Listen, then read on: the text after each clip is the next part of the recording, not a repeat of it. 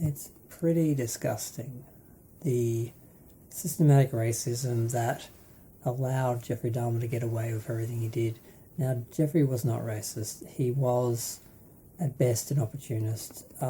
He had none of these incidents were hate crimes, but he was acting within a system that protected him indirectly, because they didn't listen to black people. Black people had no voice.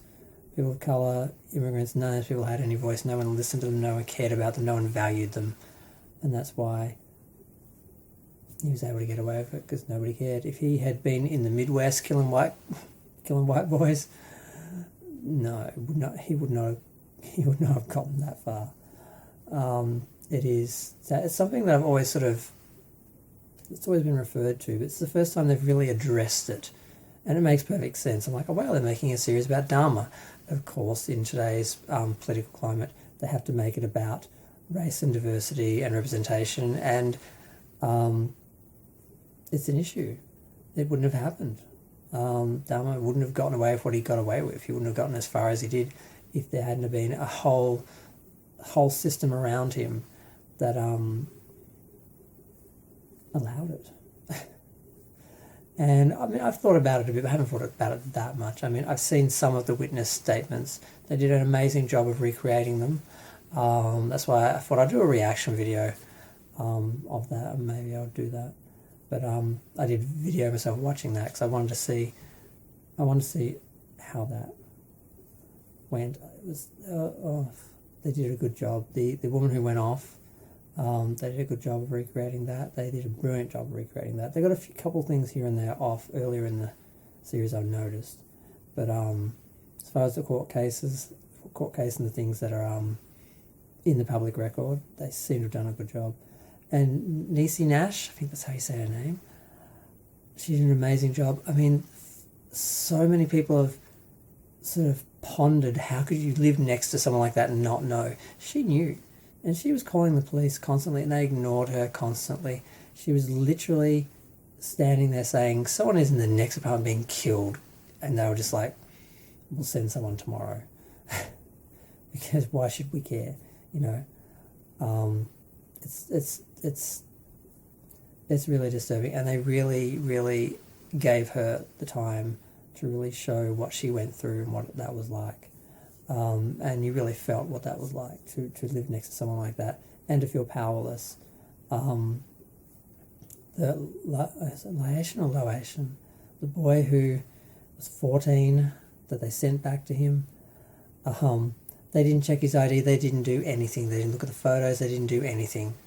If they'd just checked one thing, they would have found out that he was on probation for child molestation, and but because he was gay and they were homophobic. This is not just about racism, it's about homophobia as well. They didn't even want to be in the apartment. They joked about being deloused. They were afraid of catching something. They didn't care what happened to this boy because as far as they were concerned, he was just a gay Asian boy, and they did not care. And this does need a spotlight. It does need, because people focus just on the cannibalism and the murder and not the systematic racism and the prejudice and the homophobia and all the things that really permitted him to do this. Like I said, he could not have gotten away with this. Like, look at Eddie Gein. He like the first person he murdered, he got caught. Dug up a bunch of people, and they actually delve into Eddie Gein a little bit in this, and actually films some scenes, like the discovery of the woman who ran the hardware store, and Eddie in his jail cell on that.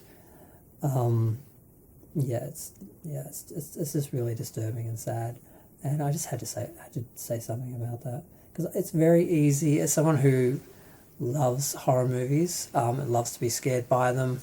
There's two ways to watch a horror movie. You either watch it as a victim, and you are scared by it, or you watch it as, someone who gets off on the idea of killing and the idea of power, and that's a very sick person. So there's two sort of audiences, and it sort of gets assumed, if you like horror movies, that you're one of the latter. But often people watch it because it's fun to be scared. At least in the 80s, horror movies was fun to be scared. But now everything's a bit too real, and you can't... It's not escapism, it's not fun. It's just gore and horror and terror and reality.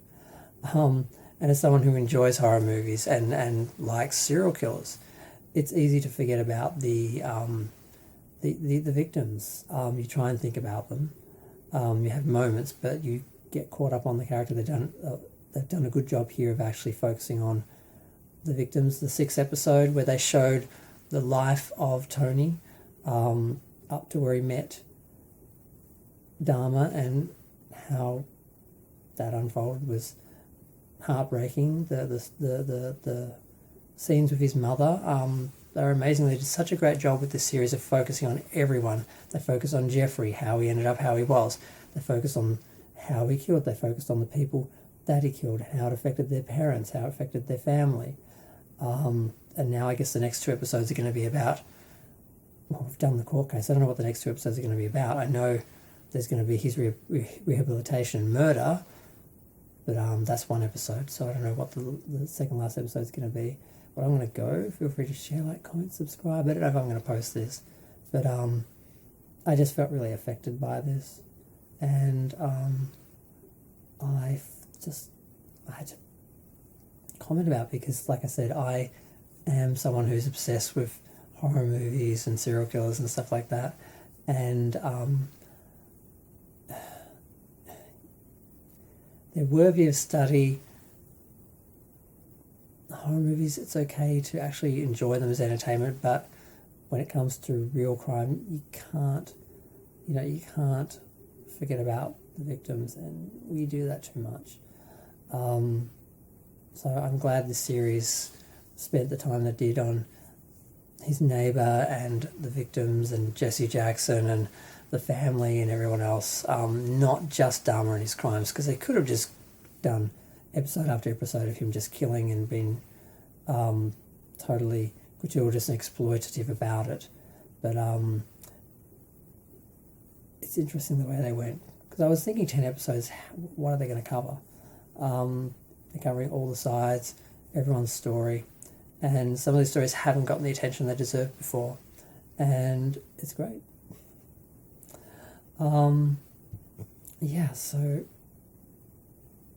Netflix, Dahmer, Monster, the story of Jeffrey Dahmer, is pretty brilliant, and I'm surprised by it, because I had no idea that they were actually...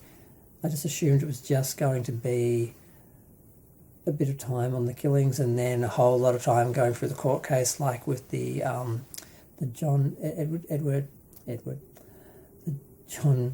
Wayne Gacy film or miniseries, TV series, where they spent so much time on the case and the specifics and the uncovering and all that.